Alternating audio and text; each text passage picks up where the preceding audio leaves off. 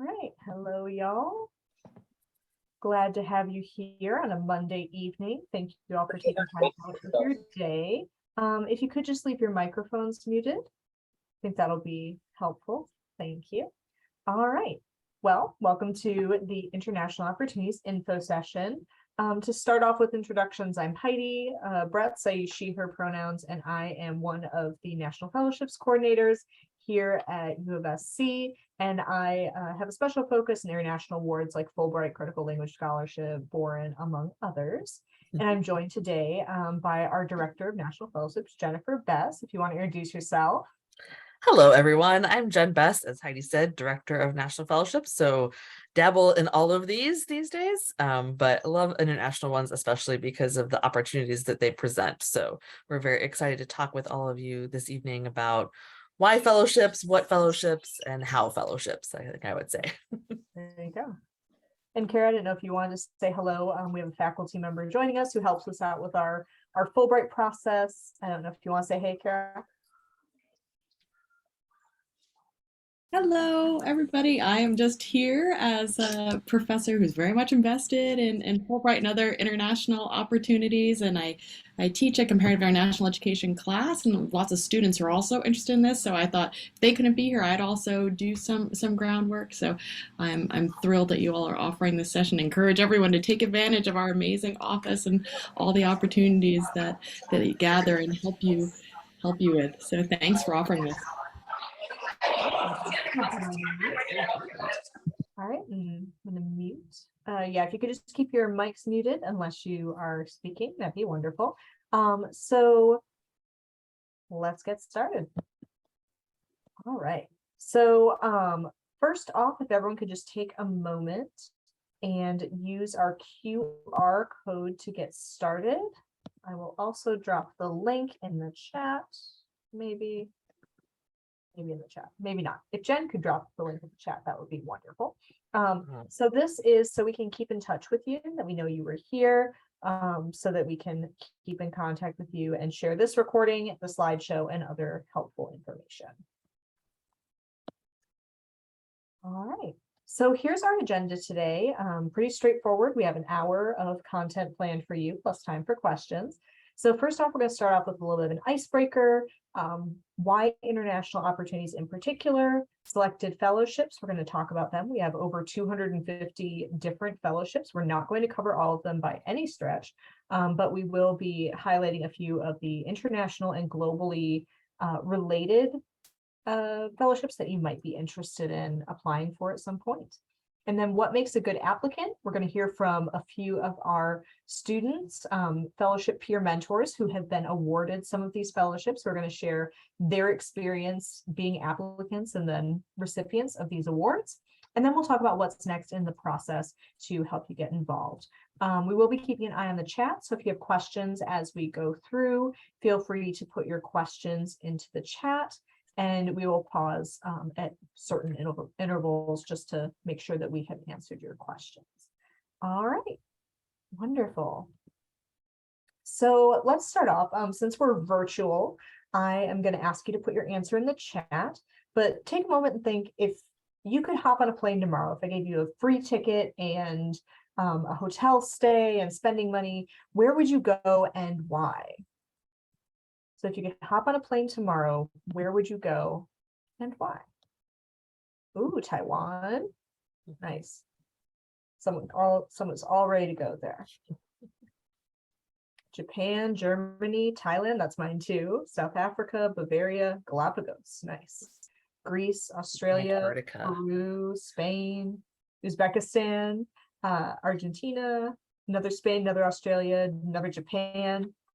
Awesome. Singapore, very cool, good food scene. Kazakhstan, also nice. Germany, Croatia.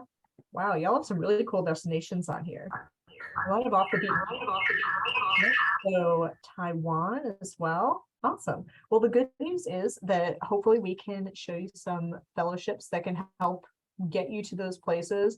Maybe not with a completely like blank ticket, but hopefully getting you where you would like to go. All right.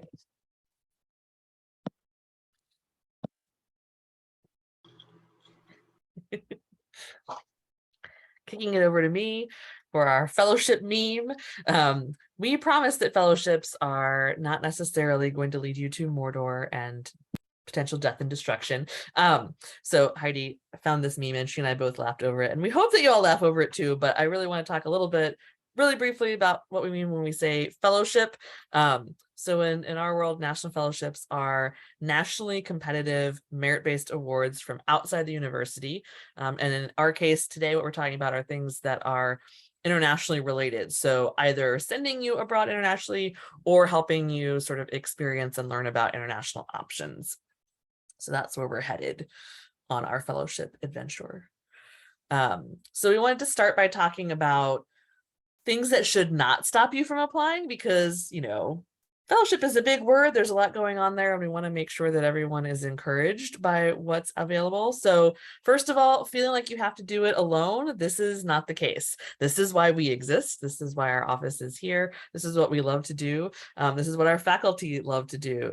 We are here to help you look at options, decide to apply for things, and then actually support you in putting together applications. So don't be afraid of this. Odds of winning are so small. Yes, these are competitive awards. They're merit-based awards, but that doesn't mean that the odds are zero. And we have had applicants from USC win all of these awards. And so it's definitely possible. And you don't know what the results are going to be if you don't put yourself out there. So while it's scary and the odds are small, it doesn't mean that you shouldn't go for it. Number 3 is takes too long to prepare an application. It does take time, yes, but the good news is you're all here this evening learning about these things. And so helping you sort of figure out how to navigate what that process is part of what we're here for. But also it's a time investment, but it doesn't have to be a huge time investment. You just have to take it seriously and pace yourself, right? So these are not things that you do overnight, but they also don't have to be things that take up months and months and months of your life either. So there's a balance to be found.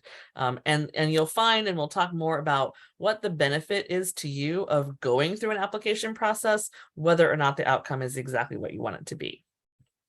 And then the final thing we wanted to flag that should not stop you from applying is if you already have scholarship funding. So if you are a lucky person who has some funding for undergrad that can be applied to going abroad, let's say, a lot of these options are stackable, right? It's not about what you already have, it's about additional funding that might be available to make these things even more possible. So don't worry about that as a barrier to looking at what's available with national fellowships.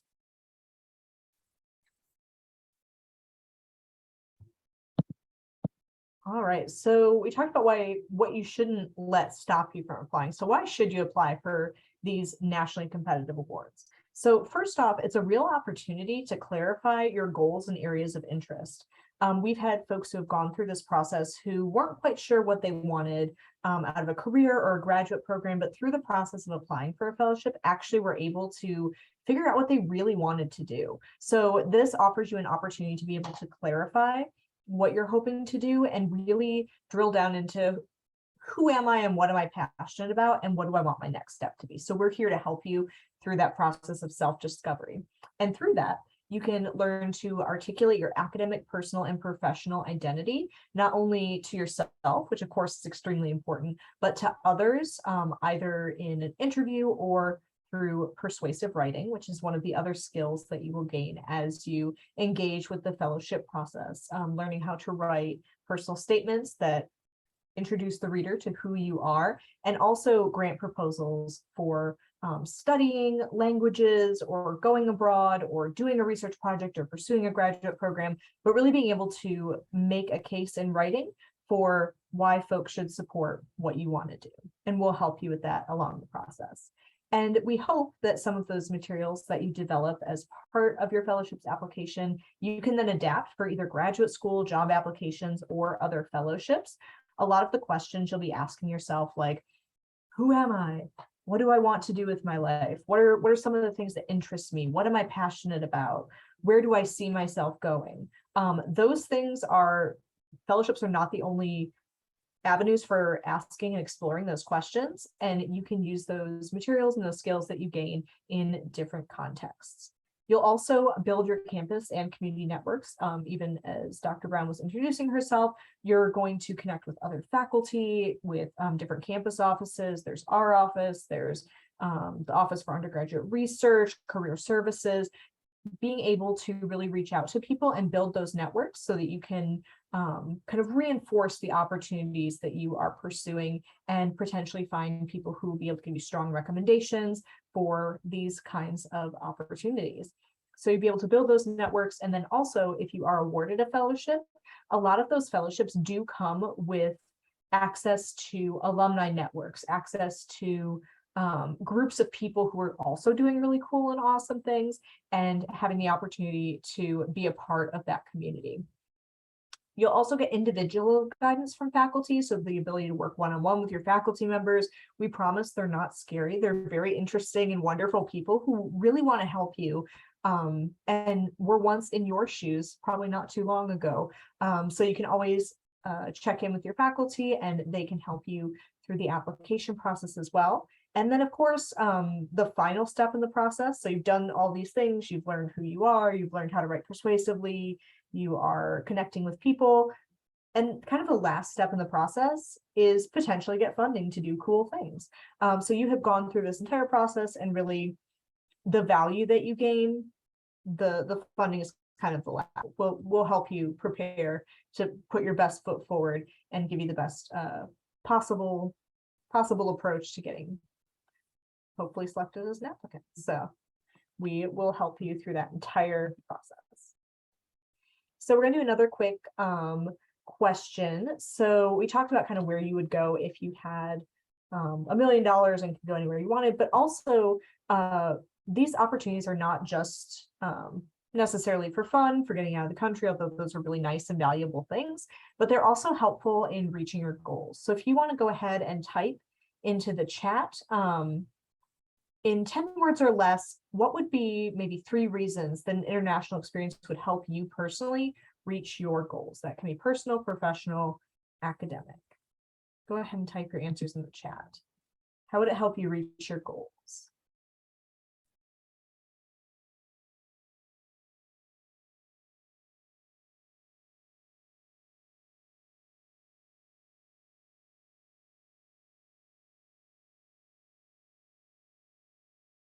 Sure, everyone's busily typing away.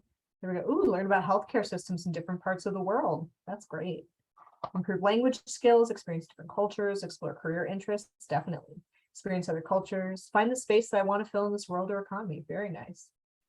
Experience working in other places, learn information, different perspectives, communication, learning about politics and conflicts, expanding perspective, networks, real world experience, development, foreign policy, international environmental legislation, consulting experience, language proficiency, political connections, getting out of your comfort zone, expanding your knowledge. Wow, y'all have some really awesome goals.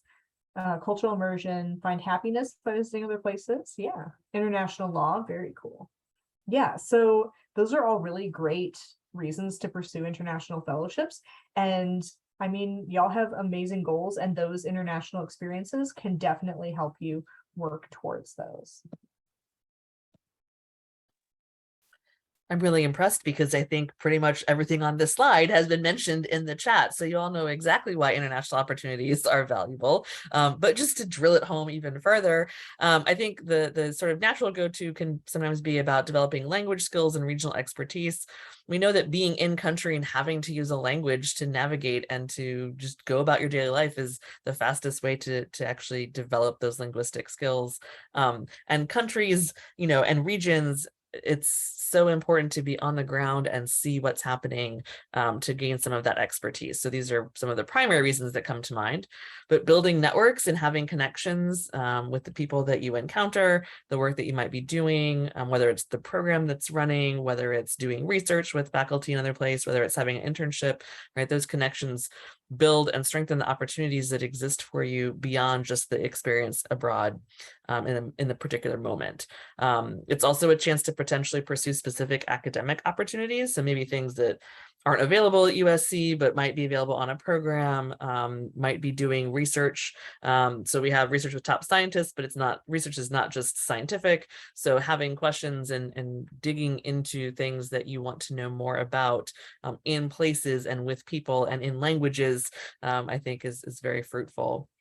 And then developing that global perspective on local issues. There's only so much that we can glean ourselves. I mean, internet and being online is a wonderful thing. You can get a lot of insight, but actually talking to the people in communities and hearing what they're dealing with on a day-to-day basis can really build the perspective that you have and flesh it out and expand it. So these are all great things. You all have a lot more in the chat, so I'm not going to ask about the others, but I do think that you're all very well aware of the benefits of getting outside of where we are comfortable. I was telling Heidi earlier, we gave this workshop in person, and it's sometimes you just need a change of view, right? Like you just need the perspective to see other people live differently, and that's okay. There's not a single way to live, and to be part of that, I think, is very exciting. So yeah, and again, drilling everything home. What can you do with international fellowships? Study abroad, learn languages, do research. I don't know if research got mentioned in our slew of chat ideas, but also practicing international policymaking and potentially joining the Foreign Service. There are specific awards that can help you with that. Teaching English, getting your master's degree, and other types of opportunities. So just to drill that home, there are lots of different things that you can do internationally. And a lot of these do overlap, which we tried to show with a little Venn diagram graphic, where a lot of these things are intertwining. There are some awards that combine language study and public service, or graduate school and STEM and study abroad, maybe in another language. So a lot of these awards fulfill kind of multiple areas. And of course, everything's about intersectionality as our fellowships. So definitely kind of exploring where you fit and where you find yourself within those intersections. And our office can help you do that. So now the part everybody's been waiting for, a little deep dive into some options of specific national fellowships.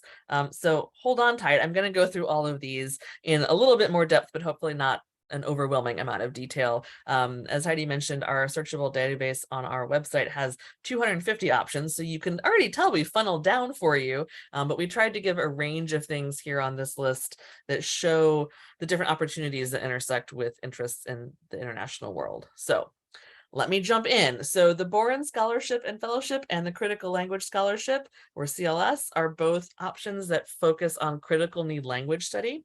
So critical need languages are determined by the US Department of State, languages that they need more Americans to be fluent in, basically, often for reasons of national security, but not exclusively that.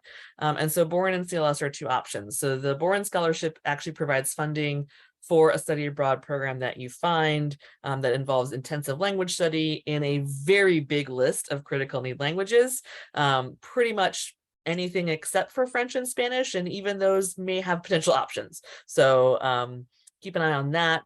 The nice thing about Boren is it's really interested in long-term use of the language and study. So they prefer semester and year-long programs. They have a special STEM initiative in the summer for STEM students to do just a shorter study abroad. And then they have what they call their service opportunity, the service requirement. So if you receive a Boren, then they want you to work for the federal government for a year, but you have a non-competitive hiring authority within the federal government, which is a pretty nice thing to have as an option to find employment that way.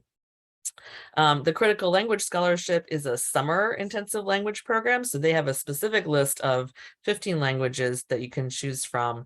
And then you go abroad for 8 to 10 weeks and do really intensive study purely of the language and the culture of the place that you are visiting. And that is a fully funded opportunity. So these are two great examples of language training abroad with some variety in terms of what's covered and where you can go. We lumped together the Bridging, the Freeman Asia, the Fund for Education Abroad, and the Gilman. These are some specific scholarships that provide funding for study abroad programs that you do as an undergrad that you have chosen. So you've already picked out your study abroad program and you know where you want to go. And then these are some options that you can apply to give you additional funding. The bridging is specifically to Japan. The Freeman Asia, shockingly, is to Asia. The Fund for Education Abroad and the Gilman have some financial need concerns as part of them. So for Gilman, you need to be a Pell Grant eligible student, but that's an eligibility criteria, not a selection criteria. So and these are also ones that you can stack. So we often have students who have applied for multiple of these, and they might get one, they might get two, but it's just a way to make going abroad and having experiences more possible. The Dodd Rise is an example of a STEM-focused award. So this is a summer research internship. They have a database of opportunities with German PhD students who want Americans to come over and help for the summer. And so you spend, again, like 8 to 10 weeks in Germany doing research in a lab.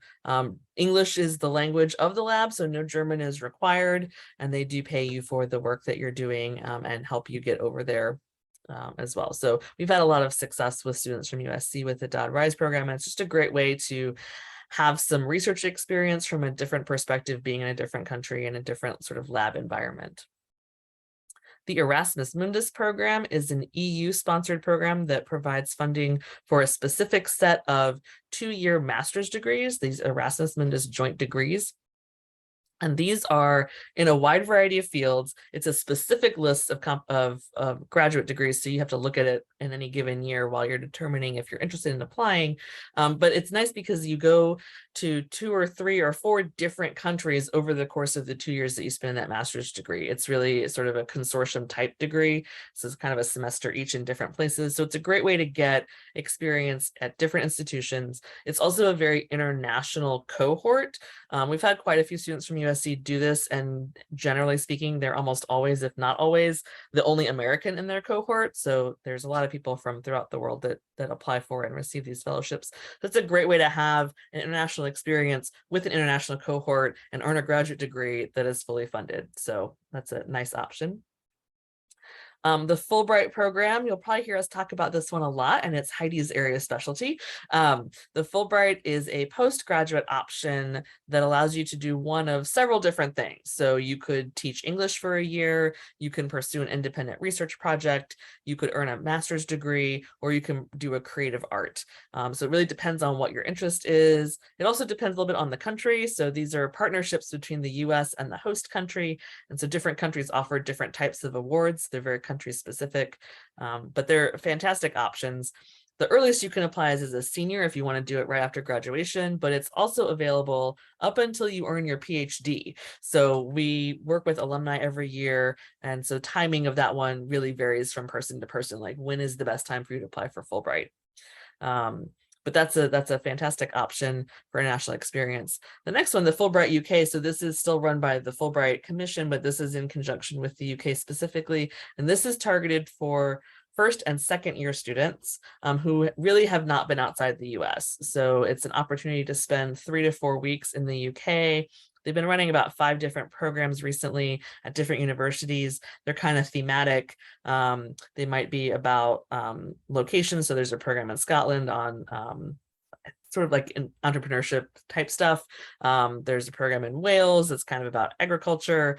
There's several programs in England that are about different topics.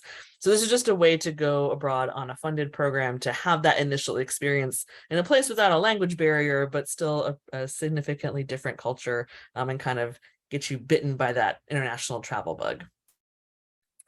The PPIA program is a little different because this is a domestic program, but it's for people who are interested in public policy and international affairs. That's what PPIA stands for. So there's a couple different options here. We often focus on the Summer Institute, which is the Junior Summer Institute. So you apply as a junior to spend, I think, about 7 weeks in the summer at one of 5 different universities in the US, digging into some coursework on public policy and international affairs to kind of give you a taste for what those fields are like and what options might be in terms of your career path. We've had a few students do that. We had one this past summer at Michigan, and he's one of our fellowship peer mentors, so happy to talk about that. And then there's also these weekends on topics within public policy and international affairs. So we had a couple students this summer. One spent a weekend out at UCLA, and one spent a weekend in Texas with a cohort of students from around the U.S. doing a kind of deep dive into a particular area of policy. So those are some great ways to kind of test out and see and learn about this broader field of international affairs that then would like lead to more international interests or careers for you. The Pickering, Wrangell, Payne, and IT Foreign Affairs we've lumped together because these are competitions that focus on a path to foreign service. So the Pickering and the Wrangell specifically involve funding for a 2-year master's degree, mentorship, and 2 internships, one domestic and one international, before then helping you study and hopefully pass the Foreign Service Officer exam so that you can become a Foreign Service Officer. The Payne is the same kind of program. It's just specifically if you're interested in working with USAID. So if you have a focus on development and international work in that regard. And then the IT Foreign Affairs is if you have a specialty and background in IT and that's your career field, but you're really interested in doing it within the context of foreign affairs, you can serve as a Foreign Service Officer in IT. So it also offers funding for grad school and some internship options. So those are great things to pursue. Kind of like Fulbright, you would do it as the earliest you would do it would be senior year going into grad school, but you also can potentially apply as alumni. So we have some alumni applicants every year. The Wrangell also offers a summer enrichment program. So for undergrads, sophomores, and juniors, if you want to explore what foreign service might look like in international affairs, you can do this 6-week summer program and kind of you take some classes and you're in DC and you're learning about what's available there. The Rhodes, Marshall, Mitchell, and Gates Cambridge, kind of one of my areas of specialty. So these are the big awards that allow you to do graduate degrees in the UK and Ireland. So the Rhodes Scholarship is 2 years at Oxford. The Marshall is 2 years at pretty much any institution in the UK. The Mitchell is a 1-year program in Ireland. And the Gates Cambridge program is a graduate degree at Cambridge with a preference for PhDs or 2-year master's degrees in any field.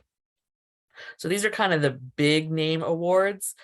They take a lot to get. And so building the foundation as an undergrad of like having some international experience and exploring what you want to do in the world might give you some reason and interest in looking at options in the UK. Unlike pretty much the rest of these, so the Boren and the Fulbright, we do consider those to be nominated competitions because there's some faculty involvement and feedback and evaluations written. But the Rhodes and the Marshall and the Mitchell are nominated processes where you have to be nominated by the university to have your application sent to the national level. So we have some faculty committees that review campus applications and select nominees for that. Finally, the Rotary Global Grant. So this is an option offered by Rotary International, which is a philanthropic organization, an international philanthropic organization. And we work with our local district to have local clubs sponsor applicants to the district level for these grants, which provide 1 year of funding for graduate level coursework, which usually means a 1-year master's degree. And the budget is between $30,000 and $45,000. So you identify a graduate program that you want to do abroad, and then you apply to Rotary to fund that with the global grant. And they're looking for people with programs in one of their 7 areas of focus. And you can see if Heidi and I can come up with all 7, because sometimes we can and sometimes we can't. But we have disease prevention and treatment. We have child and maternal health, basic education and literacy, economic and community development, water and sanitation, the environment, and peace and conflict studies. I got them all. Okay. So if you're interested in any of those areas, Rotary is a really great example of really relationship focused fellowships because you're sponsored by a local club and they really do support you and cheer you on in the application process. And then if you were selected as a global grant winner, you then connect with the Rotary Club in the country that you're going to for support as well. So it's great. I think our USC students have typically fallen mostly in the realm of either disease prevention and treatment or peace and conflict resolution. I'm really waiting for a water and sanitation person. Like that's my dream. But it's really fantastic. We've had 3 students actually do a master's in public health at Cape Town in South Africa with the Rotary Global Grant. We've had people do programs in Ireland and in the UK. We've got one coming to New Zealand. Someone's going to Thailand. So it's a really great option as well. The kind of sky's the limit for that one. So phew, I'll stop talking. That's a lot of them. Let me pause and see if there's any questions about any of those. Yeah, I have been monitoring the chat, and one of the things Okay. that has come up is questions about specific subject areas. So international business, medicine. A lot of these can be used for like they cover multiple different areas, but of course this is not an exhaustive list. We actually have our info database, which stands for Investigating National Fellowships. I remembered it this time. And so there you can search by what kind of funding you want. If you want graduate funding, undergraduate funding, what year you want the funding for, whether or not you want to be domestic or international, if you want research, if you want a specific subject area like business or medicine, those you can do some searching. And of course, we are here to help you find your fellowship fit and really help you pick the one that's going to be the best for you. And so that leads us to who makes a good fellowship applicant. So I think we have, what is it, 34 people in here. So I see 34 great fellowship applicants here. But here is just a quote from one of our fellowships winners who got a Gilman Scholarship, which is to study abroad. And she says, I would recommend applying for a national fellowship. What's the worst that can happen? You don't get it. And if you don't apply, then you 100% won't receive it. And even if you don't get it, the application process of writing essays and interviewing is the perfect practice for what you will undoubtedly will have to do during your life anyway. And then there is the chance you will get it. And how great is that? So trust us, we didn't put those words in her mouth. She wrote that independently of her own free will. So you can see that there is a lot of value in the process of applying, and hopefully your chances will go from 100% no to maybe 25, 35, 50% yes. Who knows? Depends on the fellowship, but we are there to help you craft your most competitive application possible. So again, who makes a good fellowships applicant, especially for these global and international awards? Someone who's very interested in other cultures, languages, and or perspectives, who has solid academics and particularly in the area of focus. So again, this is something with fellowships is they measure excellence in a lot of different ways. GPA is just one of the many ways to identify a good fellowships candidate. So there are some competitions that require a higher GPA, like Rhodes is extremely competitive. So a 3.8 GPA would be kind of the minimum to be competitive as a fellowships applicant for that competition. But on the other hand, like Gilman doesn't even have a GPA requirement. They're looking more for students who have made those strides within their area of focus and who are really interested in studying abroad and would be good kind of citizen ambassadors, as you will. So basically, depending on the fellowship, there's more or less emphasis on GPA, but what you really want to do is put the time and the effort into making sure that you're getting good grades in your area of focus, whatever you're hoping to do. If you take a stats class first semester, like I did, and get a C, that might not be as applicable when you're a fellowships applicant later on. I did win a fellowship, so it didn't knock me out. There's leadership experience, which can look a lot of different ways. You don't have to necessarily have a title in a club, but it can be running an event or volunteering or something like that. So you can definitely be not necessarily creative, but there are a lot of different ways that leadership experience can look, and we can help you kind of identify where you've shown leadership in your own life. Cultural humility and empathy are really essential for anyone going abroad. Being able to relate to people and be interested and curious about how other people do things is really important. Resilience and follow through in the face of obstacles. I don't know how many of you had maybe some challenges coming to college, if you got locked out of your room, or you had a fight with your roommate, or you had a class that you didn't quite understand, or maybe you ran into someone who talked so fast you couldn't catch what they were saying and were trying to take notes, things like that. So really kind of thinking about the ways in which you've shown resilience in things kind of as small as like note taking all the way up to moving through different challenges that you faced in your life, but really showing that you had that follow through, that you had that creative problem solving capacity, especially when it comes to going abroad, because when you go abroad, the more flexible you are, usually the more successful you will be, because you never know when another culture is going to throw a curveball at you, and then you end up crying over like a bag of milk in the Canadian grocery store. And then you all have unique perspectives on the world's biggest problems. So we have 34 folks in this room. We have 34 perspectives on things that matter to us as people, as individuals, as societies, as human beings. And you have something that you bring that no one else does. So really discovering that and being able to put that into your fellowships application is really going to be what makes you a good fellowships applicant. And so you don't have to take our word for it. We are going to call upon our wonderful fellowships peer mentors to turn on their cameras and unmute themselves.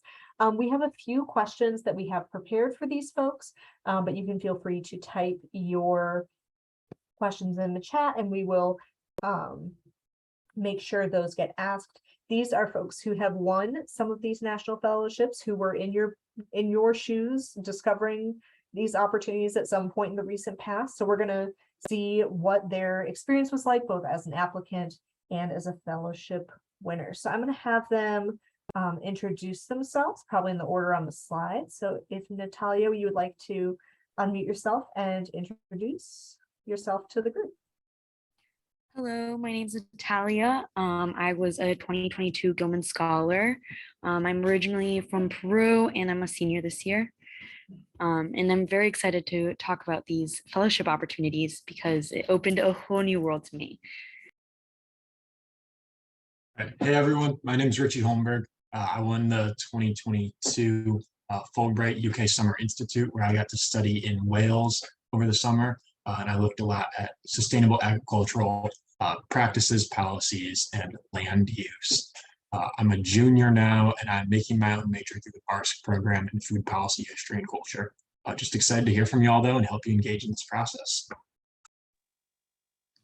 Hi, I'm Hui, or also known as Chloe. I'm a 2021 and 2022 Bremen Asia Scholar, and I also applied to Bridging Japan. I am a junior right now doing visual communications and film. So for those of you who are hesitant on applying for fellowships because you're a non-STEM major, don't worry, I did it. So I'm really happy to help you out, especially for those who have more unconventional majors, are non-STEM related. Yeah. All right, thank you all. So I want to take you back to maybe a year ago, maybe 3 years ago, but how did you first learn about fellowships? I learned about the fellowships when I was a freshman originally. I went to one of those orientation meetings, but I honestly didn't really pay attention to it till I was in my sophomore year. And I was starting to get interested in how I could study abroad. And then I had already signed up for like the email list. And so I kept getting emails about it. And I was like, wow, that is like funding for potentially going abroad. So. Yeah, I learned about fellowships my freshman year at my U101 course. So I signed up for that same email newsletter. Went to a ton of events like the one you're at right now. And that kind of kept me in the know and really excited to apply for more fellowships in the future. I learned about fellowships my freshman year. Going into USC, I was really determined to study abroad, but I didn't really know about it until I met somebody in the language tables there at Maxi, and they told me about national fellowships there. Wonderful. Yeah, glad to hear you all got started really early. Of course, that's one of our recommendations, so glad you took us up on that.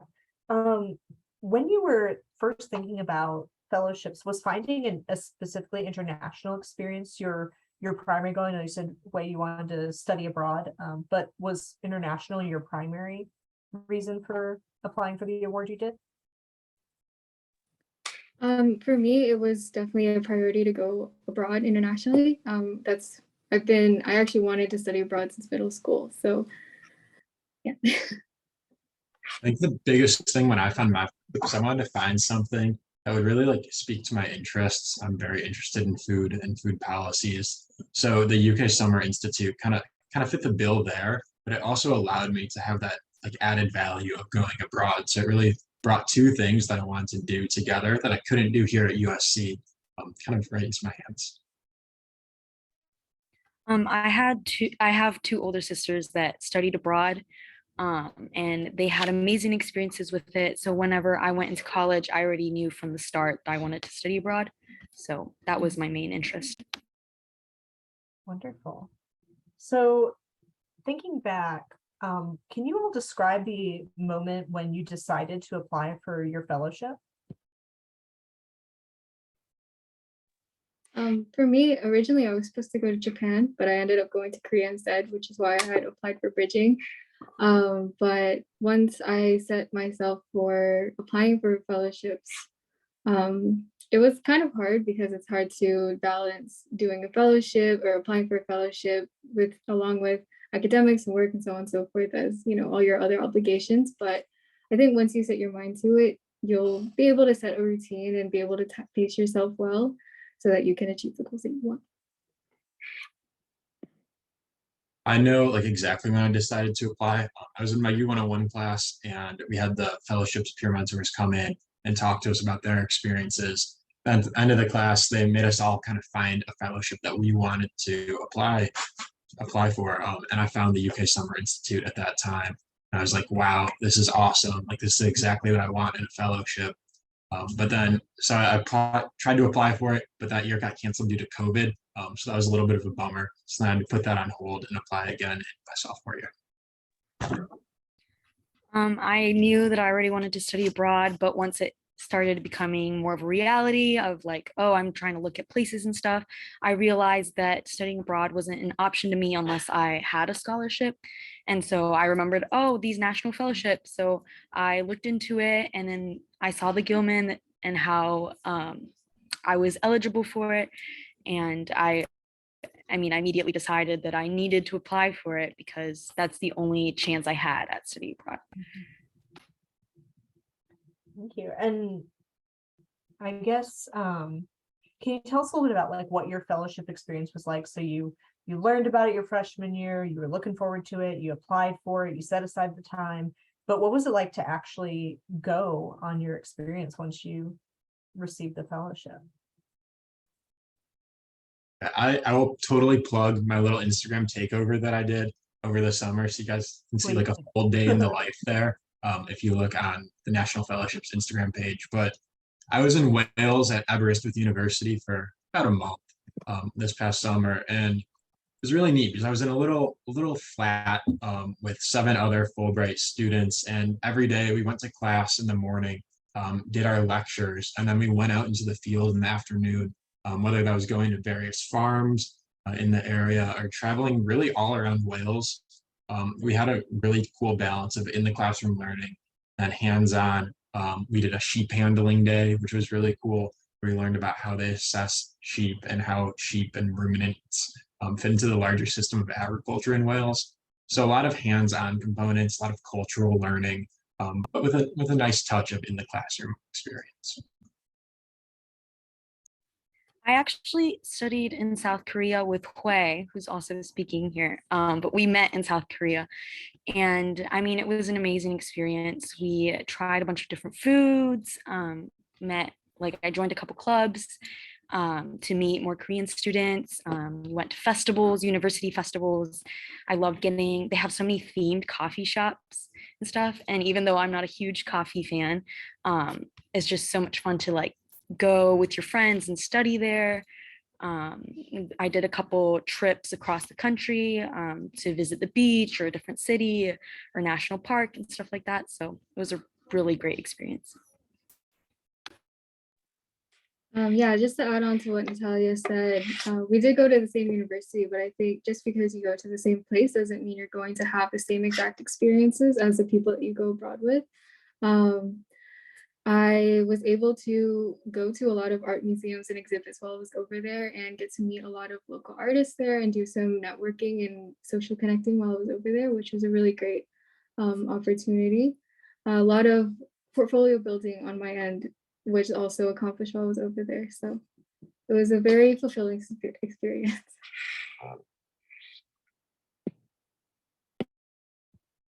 Wonderful. And do y'all have any advice for prospective fellowship applicants? I would say to start as early as you can. Just get your ideas out on paper, talk to people that can help you throughout the process, whether those are professors for faculty recommendations and letters of recommendation, or just, all of y'all at the fellowships office, or even us, take us out to coffee, right? But there's so many great ways for you to get started real early. I think if you do that, you're going to set yourself up for success, because you don't want to cram things in on the last minute. Give yourself a little bit of time, a little bit of breathing room there, and the whole fellowships process then will have a really nice educational role. I know it was for me. It really helped me discover where I want to go and kind of my trajectory as I navigate these last couple of years of my undergraduate degree. Adding on to what he's saying, I definitely would suggest applying as soon as possible, but I did not personally do that. And so I want to say it's not too late until the deadline's passed. So for whatever reason, I didn't submit the application till the day of, and I didn't write all my essays till like the day before. And so if you're here and you're a freshman or one of the first years, you'll be talking to Kendall, and she'll be helping you through the process. But she helped me so much. The day of, she was like reviewing the essays with me to how I could improve it. So even though I don't suggest doing that and waiting till the last minute, I would say don't be discouraged if it's like 3 weeks away and you're like, oh no, I can't do it. It's just so much work. Like, you can put in the work and you can still get them. So Yeah, like Natalia also had a similar experience. I also do advise doing it as early as possible. I also crammed, but I will say that just because you don't win it this time, let's say you don't win it this time, you have other years to apply for it. There's other cycles. The cycle that you apply for will not be the last one. And even if it is the last one for your time, there's also so many more other opportunities for you to do. So don't be discouraged and just go for it.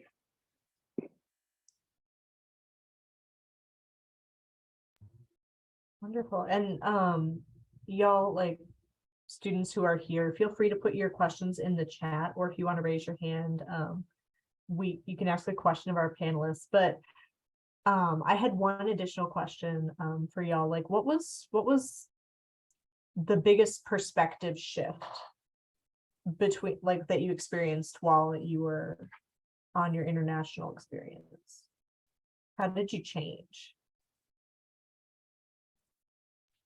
I think for me, what had changed is, so I'm a political science major, but most of my focus is like national government in the US and like politics and stuff like that. But since I studied abroad in South Korea, I got more interested in what policy looks like internationally, what are like Asian American relations. And I think that perspective shift has translated into my interest in pursuing a international relations master degree, or something more abroad focused, and specifically Asia and the US. So yeah, that really changed my plans for the future, but I'm really excited about it too. I think the big thing for me is the impact that like your specific place has on a community or cultural outlook. So in Wales, it was really interesting to see how strongly they value sheep and sheep farming and that way of life, even though sheep farming isn't something that's popular globally, or even a product that's popular globally. It's really important in Wales for them to uphold those traditions, because that's something that is near and dear to them. There's 10 million sheep in Wales for 3 million people, as the statistic that they like to say. So it's very interesting to see just the lasting impacts that some of these heritage industries have on places and the way they're moving forward with those today. For me, I wasn't born in the States. I was actually born in the Philippines. So going back to Korea was kind of, I mean, it's not exactly my home, but I definitely felt more connected with myself again, to just be back in a place where that used to be familiar to me. So kind of finding that comfort, but also kind of also growing as a person was definitely my biggest change while I was abroad.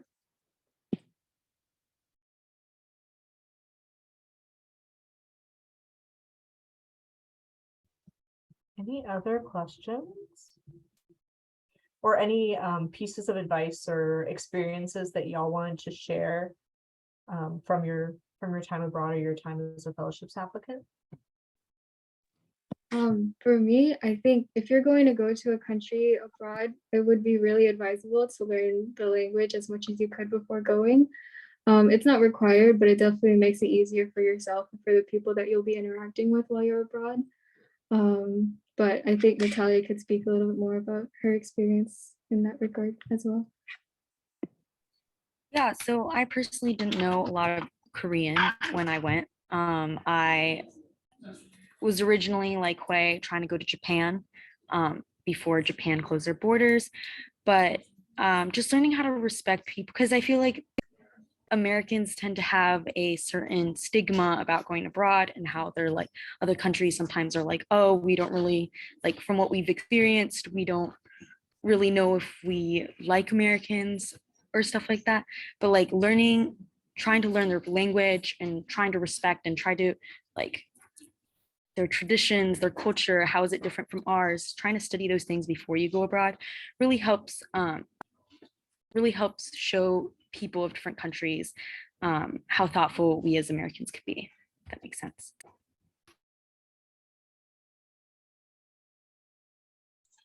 And I think the last thing that I just want to leave you guys with, at least for me, is that go out there and do it. You know, you miss 100% of the shots that you don't take, says Michael Scott and Wayne Gretzky. Just go out there and do it. You might regret it if you don't, but really going out there, applying, giving it your best shot, it's going to teach you a lot about yourself in the process. All right, thank you all. We do have a little bit more presentation with some next steps. I know we're kind of coming up on time, so want to be respectful of y'all. We have 7 minutes left. So if our FPMs could hang around for a little bit in case there are other questions. Oh, thank you, Jen. Yeah, couldn't type all of them at once. But we can definitely continue the conversation individually with folks who have questions about their specific scenarios. Usually, if you're interested in a fellowship, there's probably a fellowship out there that's a good fit for you. Just come and talk with us and we will look with you and help you find things. We have 250 fellowships in our database, but that's not everything that's out there. So always open to finding new ways to help our students. So I'm going to go ahead and share my screen. Oh, I have been sharing my screen this whole time. Never mind. Okay. So let's talk about how to craft, or Jen, did you want to do this slide or do you want me to go ahead? Sure, I can jump in. No problem. No Perfect. problem. Okay. So I think you've all gotten a lot of really great advice. So I don't want to beat this to death. I think we've heard really wonderful things from our fellowship peer mentors. And so you'll see the third bullet point on here, take them to coffee. We actually have, we are happy to pay for you to go talk with any one of them about their experience. If you want to hear more from their perspective, we know that it's so valuable for you to hear from your peers about what they've been through application wise, but also their experiences. And I feel like this is just the tip of the iceberg in terms of what they have to share with you. So please don't hesitate to reach out and try and make that happen. Really strong applications for fellowship. I mean, your application is in some ways an argument, right? You are trying to make the case for why you are the best person and the best fit for this particular opportunity and how it aligns with what your goals are and how you fit what they're looking for. So finding your fit is really key. This is why we're here, because yes, 250 is a lot to look through and we don't want you to feel overwhelmed. And we can help you sort of narrow that down and find something that will enable you to reach your goals. Applying for fellowships is difficult, but you should not have to sort of twist yourself into a pretzel to fit something, right? Like that means it's not a good fit. It's about the match between who you are and what they're looking for.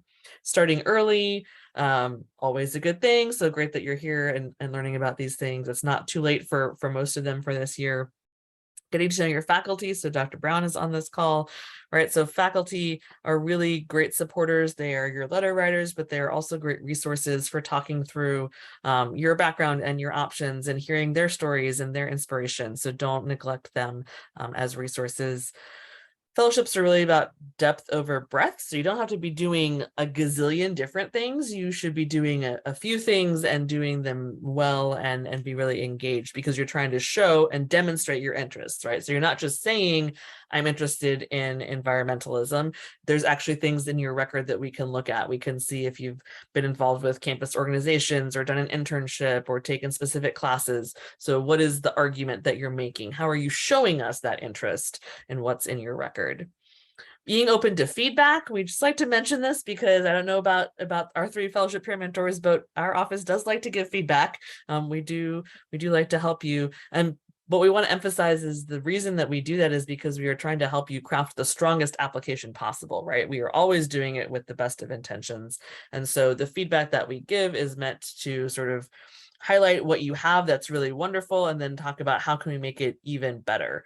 We're also here to help you navigate when you get different types of feedback, because a lot of these competitions, if you're hearing and sharing with different people and getting all this different insight on drafts, it can be kind of hard if this one faculty member is saying one thing and then the next person you talk to is telling you the exact opposite. So helping you navigate that and helping you really figure out and own, like, this is ultimately your application. And so you have to be comfortable and confident in what you're putting forward with having gotten all of this information and feedback from others. So it is definitely something that we are here for, supporting you and helping you manage to figure out how to be open to feedback and to use it to its best possible goal, which just leads us then to use your resources. So our office is a resource.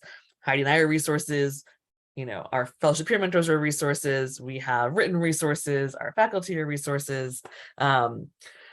Dr. Brown put in the chat, right? I mean, her experience in Estonia changed her life. And so I know that she would be happy to talk with you about that. And she loves to see applicants to Estonia, but also other places too. So really just utilizing all the people on campus who really want to see you succeed and who are willing to be there for you in this.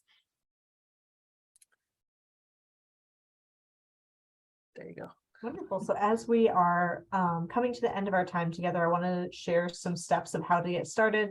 Yes, please go to Estonia. They have a handicrafts festival that I've been wanting to go to. I need to get over there. But how to get started. So engage in the process with us. You can see our friendly faces there with our office. You can start off by exploring your options on info. That's that database that I mentioned. You can search by year or subject matter or all sorts of different things, and we can also help you, because sometimes you have to get like the exact right wording to find something that you're looking for, but you can start that exploration process on your own.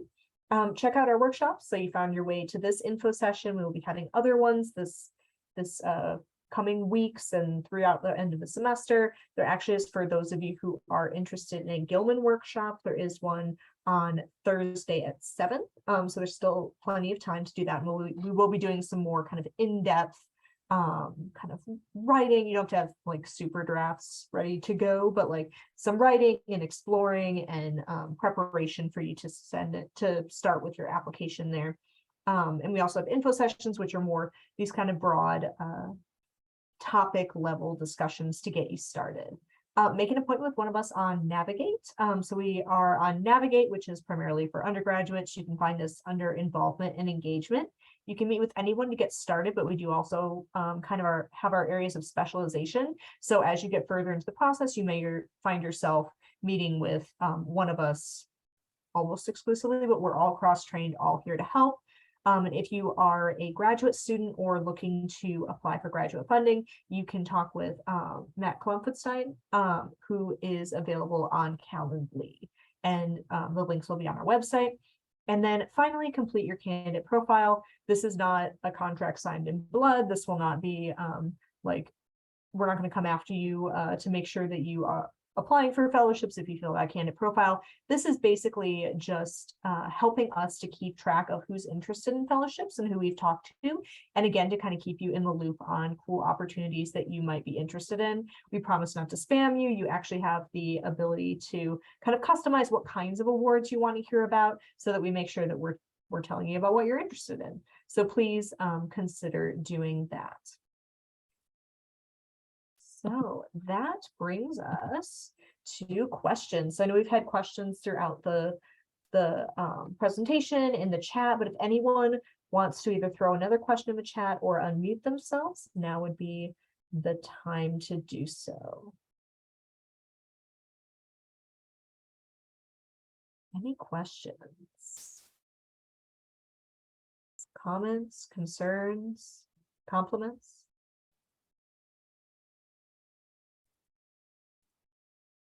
All right. Well, while y'all are thinking of questions, I did want to ask you again to take out your phones and take a screenshot of our QR code and just let us know what you think. That is just for us. We use that information to make our workshops better. So if you came here looking for different information that you didn't necessarily get, or you came here and you got every question you ever wanted answered, please let us know. We really value that feedback. And yes, a candidate profile is basically just a way of putting in some information. Yep, a quick form that lets us know who you are and what you're interested in, so we keep in touch with that fellowship information. Exactly. Thank you, Jen. All right. Well, if there are no more questions, we will say thank you. This is our contact information again. Follow us at U of SC NFSP. Say that 3 times fast. And that will be where you can find Richie's Instagram takeover, which he mentioned, and a lot of other great information. And maybe one day you'll be featured yourself. So thank you so much for coming. I'm happy to hang on to that. Summer study abroad, awesome. Yes. Language skills, conflict policy affairs. Yes, please come talk to us, Tyla, because I feel like we have a lot for you. I just want to do a shout out to our fellowship peer mentors. Thank all 3 of you for joining us. It's always wonderful to hear about your experiences and the encouragement that you give to your fellow students to do it. So thanks for taking the time. Thank you. And please take them out for coffee. And that's Starbucks coffee. It's the good stuff. All right. And with that, I'm going to end our recording and say good night to everyone. We'll stay on for a few minutes in case anyone has questions.